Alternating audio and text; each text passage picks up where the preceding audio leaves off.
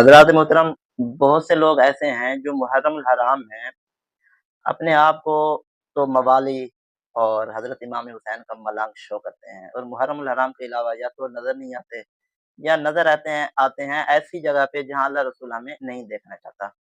मैं आपको एक सच्ची बात अगर कहूँ, तो बाद यूट्यूबर, टिकटॉकर ऐसे भी हैं जो अपने गर्लफ्रेंड के साथ या अपने किसी ऐसे बंदे के साथ बैठे होते हैं और ये लेक्चर दे रहे होते हैं, जनाब इन 10 मुहर्रम अल हराम की इज़्ज़त करें, इसमें आप कोई ऐसी वीडियो ना बनाएँ और ऐसी कोई बात ना करें जिससे जनाब किसी की दिल आज़ारी हो।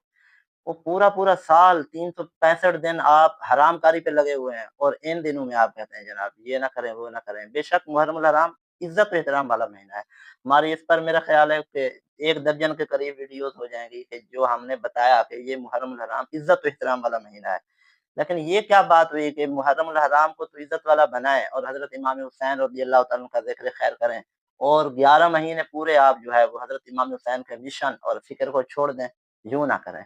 तो मैं बात कर रहा था हज़रत जनाब इमाम हुसैन के नाम पर बहुत से लोग फ़कीर बनते हैं और यूँ मन्नत भी मानते हैं कि अगर हमें अल्लाह ताला बेटा अता कर दे तो हम 10 साल या इतने साल इनको इमाम हुसैन का मलंग बनाएँगे, फ़कीर बनाएँगे और फिर वो गली-गली उसको फिराते हैं, उससे मँगवाते हैं और फिर पता नहीं क्या-क्या खुराफ़ात करते हैं। तो ये मन्नत मानना बिल्कुल सरासर जायज़ नहीं है कि जब तक शरई ज़रूरत ना हो किसी से सवाल नहीं कर सकते।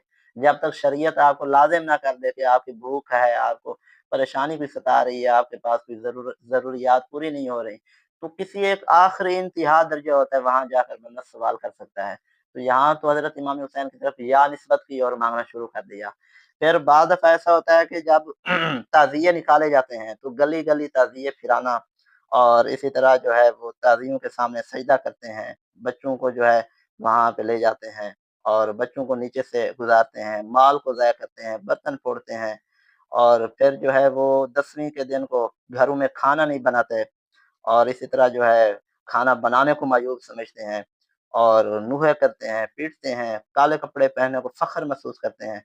बल्कि आज एक नौजवान सा बच्चा मिला, तो मैंने ऐसे पूछ लिया, मैंने कहा यार आपने काला सूट पहना हुआ है, ऐसे हँसकर, तो शागिर्द है मेरा, कहते हैं उस्ताद जी वो मैं ना थोड़ा काम करने जा रहा था। मैंने कहा ऐसा कौन-सा काम है जो काले कपड़ों के बगैर नहीं हो सकता? अच्छा इसी तरह बाज़ लोग क्या करते हैं मुहर्रम अल हराम में हज़रत इमाम कासिम की मेहंदी निकालते हैं। हालाँकि नमाज़ तर्क हो रही है, कुरान की तिलावत तर्क हो रही है, मेहंदी निकालना ज़रूरी समझ लिया है। तो यार ये कैसी कैफियत में हमारी कौम उलझ गई है। तो अल्लाह करे हम ऐसे खुराफात और ऐसे मामलात में ना उलझें। मैं अहले सुन्नत से मुखातब हूँ, जो लोग करते हैं जिनका अपना एक शिआर है, जो इसको समझते हैं भई हमारे लिए फ़ख्र की बात है, उनसे कलाम नहीं है। मैं अपने लोगों को बचाने के लिए अर्ज़ कर रहा हूँ और अगर वो भी इस बात को समझे तो अच्छी बात है। हम तो जो है ना कि बल्लिगु अन्नी वलो आया, बुखारी शरीफ की हदीस पाक है, तुम पहुँचा दो मेरी तरफ से अगरचे एक ही आयत क्यों ना हो। तो हम पहुँचाने के लिए आपके सामने बैठे हैं। तो अल्लाह करे आप और हम सबको ये बात समझ आए कि हज़रत इमाम हुसैन की शहादत को मज़ाक ना समझा जाए, बल्कि हज़रत इमाम हुसैन की शहादत को अपने लिए सबक और सब्र का जो है वो दर्स लिया जाए इससे और शुजाअत व बहादुरी का दर्स लिया जाए।